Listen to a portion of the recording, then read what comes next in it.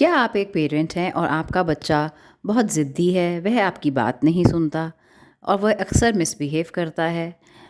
आज मैं आपको एक ऐसा सॉल्यूशन बताऊंगी जिससे आप ना केवल अपने बच्चे की एनर्जी को चैनलाइज कर सकते हैं, बल्कि उसे एक बहुत अच्छा इंसान बना सकते हैं और ऐसे स्किल्स उसमें डेवलप कर सकते हैं जो उसकी अंत समय तक ज़िंदगी में उसके आगे जाके काम आएंगे। मैं बात कर रही हूँ स्पोर्ट्स की। इंडिया में स्पोर्ट्स को हम इतना महत्व नहीं देते, पर क्या आप जानते हैं कि स्पोर्ट्स हमारे बच्चों के लिए कितना ज़रूरी है? वह ना केवल हम अपने बच्चों की एनर्जी को चैनलाइज़ कर सकते हैं, वो भी इस तरीके से कि जिससे बच्चा बहुत एन्जॉय करता है, जिससे वो एग्रेसिव नहीं होता और टैंट्रम्स थ्रो नहीं करता। जब उसकी एनर्जी अच्छे से प्रोडक्टिव वे में हम यूज़ होती है स्पोर्ट्स खेलने से, तो बच्चे बहुत शांत स्वभाव के हो जाते हैं। इंडिया में अक्सर देखा गया है कि पेरेंट्स स्पोर्ट्स को बहुत ज़्यादा महत्व नहीं देते। ये बात बहुत गलत है। आपने सुना ही होगा, all work and no play makes Jack a dull boy. इस प्रॉब्लम को सॉल्व करने के लिए हम आपसे कहेंगे कि आप अपने बच्चे को स्पोर्ट्स खेलने के लिए मोटिवेट कीजिए और इनकरेज कीजिए।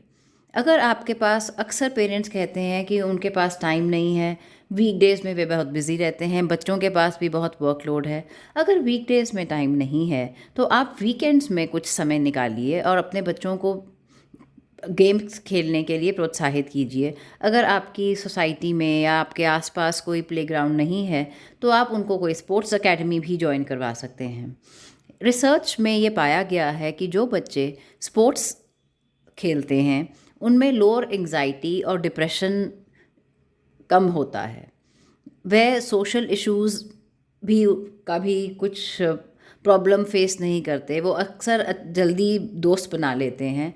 उनकी थिंकिंग स्किल्स बहुत अच्छे डेवलप होते हैं और वो बहुत अच्छे तरह से हर काम में कंसंट्रेट कर सकते हैं, in comparison to those kids जो स्पोर्ट्स कम खेलते हैं या बिल्कुल नहीं खेलते। अगर मैं आपको स्पोर्ट्स के बेनिफिट्स गिनवाऊँ, तो वो इतने सारे बेनिफिट्स हैं कि जो एक दो ड्रॉबैक्स हैं वो उनको हम नज़रअंदाज कर सकते हैं। कुछ पेरेंट्स कहते हैं कि स्पोर्ट्स खेलने से बच्चों को चोट लग जाएगी, उनके पास टाइम नहीं है। अरे अगर चोट लगेगी तभी वह कुछ सीखेंगे, गिरेंगे नहीं तो खुद को संभालना कैसे सीखेंगे? हम आजकल हमने देखा है कि पेरेंट्स ने अपने बच्चों को इतना प्रोटेक्टिव कर दिया है कि जब वह किसी मुश्किल में होते हैं, तो अक्सर हम देखते हैं कि छोटे बच्चे रोने लग जाते हैं। मान लो कि अगर वह खेल रहे हैं, किसी दूसरे बच्चे ने उसको मार दिया या कुछ कह दिया, तो बच्चे रोने लग जाते हैं। उनको उस सिचुएशन को हैंडल करना नहीं आता कि किस तरह उन्हें अपने आप को संभालना है। अच्छी बात है, हमें अपने बच्चों का ध्यान रखना चाहिए, एज अ पेरेंट ये हमारी रिस्पॉन्सिबिलिटी है। पर एक लिमिट के बाद हमें उनको इंडिपेंडेंट करने की ओर भी हमारा ध्यान होना चाहिए। स्पोर्ट्स खेलने से बच्चे ना केवल इंजॉय करते हैं, वह नए फ्रेंड्स बनाते हैं, नए साथी बनाते हैं और बहुत एंजॉय करते हैं। उनका दिमाग खुलता है, वो नए नए स्किल्स सीखते हैं, जैसे कि अगर गेम में कैसे हमें सामने वाले को हराना है, किस तरह से हमने दूसरी टीम को स्ट्रेटजाइज करना सीखते हैं। अगर वह हार जाते हैं, तो उनको हारना भी अपनी ज़िंदगी में आना चाहिए। सदा तो हम नहीं जीत सकते अपनी ज़िंदगी में। हमें नहीं मालूम कि कल हमारे बच्चों के फ्यूचर में क्या लिखा है, तो हमें उनको हर परिस्थिति से लड़ने के लिए आज प्रिपेयर करना है। तो जब बच्चे स्पोर्ट्स खेलते हैं और वह हारते हैं, अक्सर हमने देखा है कई बच्चे जब भी हारते हैं वह रोने लग जाते हैं, बिकॉज दे डोंट नो कि उन्हें डिफीट को किस तरह लेना है।